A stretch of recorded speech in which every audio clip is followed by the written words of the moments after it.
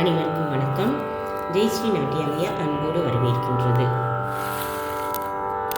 திருக்குறளில் ஒரு பார்வை என்ற பகுதியில் அதிகாரம் 8 அன்புடைமை. அன்பிற்கும் உண்டோ அடைக்கும் தாழ் ஆர்வலர் புன்கண்ணீர் பூசல் தரும். பொருள்: அன்பு என்பது மூடி வைக்க முடியாத உணர்ச்சி. ஒருவர் அன்புடையவர் என்பதை அவர் பிறருடைய துன்பத்தை கண்டு தம்மை அறியாமல் கண் கலங்குவதே காட்டிவிடும்.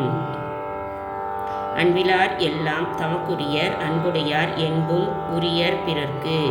அன்பு இல்லாதவர்களுக்கும் அன்பு உள்ளவர்களுக்கும் என்ன வேற்றுமை என்றால், அன்பில்லாதவர்கள் எல்லா பொருள்களும் தமக்கே உரிமை, தாமே அனுபவிக்க வேண்டும் என்று எண்ணுவர். அன்புடையவர்கள் தம்முடைய உடலையும் பிறருக்கு உதவியாக தந்து மனம், உடல், பொருள் ஆவி அனைத்தும் துன்பப்படுவோருக்கும் உதவி செய்பவர் அன்புடையவர்கள். அன்போடு இயந்த வழக்கென்ப ஆருயிர்க்கு என்போடு இயைந்த தொடர்பு. அன்புடைமைதான் மனிதனை மனிதனாக்குவது. அரிய பிறவியாக மனித பிறவிக்கு அன்போடு கூடிய வாழ்க்கைதான் அதன் எலும்போடு பிறந்த குணம். அன்பு ஈனும் ஆர்வம் உடைமை அது ஈனும் நண்பென்னும் நாடா சிறப்பு. அன்புதான் மனித சமுதாயத்தின் அடிப்படை. அன்புதான் ஒருவரை ஒருவர் விரும்புகின்ற ஆசையை உண்டாக்குவது. அந்த ஆசையில்தான் நட்பு என்கிற உறவு தானாகவே உண்டாகிறது. அதனால்தான் சமுதாயம் அமைகிறது. அன்புற்று அமர்ந்த வழக்கென்ப வையகத்து இன்புற்றார் எய்தும் சிறப்பு. அன்புடையவர்கள் தாம் சிறப்படைய முடியும். உலகத்தை இன்பமாக அனுபவித்து புகழ்பெற்றவர்களுடைய சிறப்பெல்லாம் அவர்கள் அன்பை கடைப்பிடித்து நடந்து கொண்ட காரணத்தினால்தான். அறத்திற்கே அன்பு சார் என்ப அறியார் மரத்திற்கும் அகுதே துணை.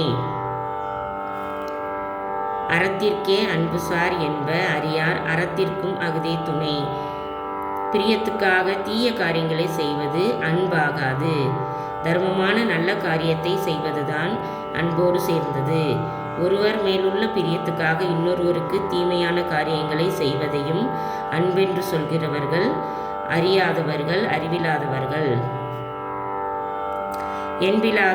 என்பிலாதனை வெயில் போல காயுமே அன்பிலாதனை அறம். தர்மத்துக்கு ஒவ்வாத காரியத்தை அன்பென்று செய்தால் செய்கிறவர்களை அறக்கடவுள் வெயிலில் சிக்கிய புழுவை போல் துடிக்கச் செய்துவிடும். அன்பகத்தில்லா உயிர் வாழ்க்கை வன்பார்கண் வற்றல் மறந்தலிர்ந்தற்று. நெஞ்சத்தில் அன்பில்லாதவர்களுடைய வாழ்க்கை நீர்ப்பசை இல்லாத கெட்டியான நிலத்தில் முளைத்துவிட்ட மரம் உயிரோடு இருந்தாலும் வற்றி போய் செழிப்பில்லாமல் இருப்பது போல் வாழ்க்கை நடந்தாலும் இன்பம் இருக்காது. புறத்துறுப்பெல்லாம் எவன் செய்யும் யாக்கை அகத்துறுப்பு அன்பில்லவர்க்கு. உடலில் உள்ளே அமைய வேண்டிய அங்கமாகிய அன்பு இல்லாதவர்களுக்கு வெளியே காணப்படுகிற மற்ற அங்கங்கள் எவ்வளவு அழகாக அமைந்திருந்தாலும் அவற்றால் பயனில்லை.